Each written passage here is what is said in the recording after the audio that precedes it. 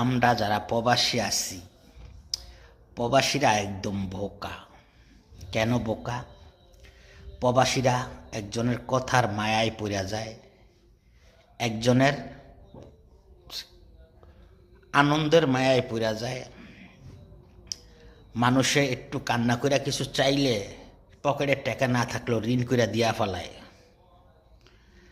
আর মানুষের আবেগ নিয়ে খেলতে প্রবাসীরা অমজ্জা নেয়, আর প্রবাসীরা সকলের পক্ষে থাকে।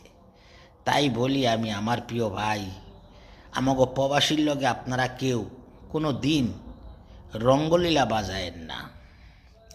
রঙ্গলীলা বলতে কি, প্রবাসীর নিয়ে অনেকে অনেক কটূক্তি করেন, অনেক খারাপ মন্তব্য করেন, এগুলা করবেন না।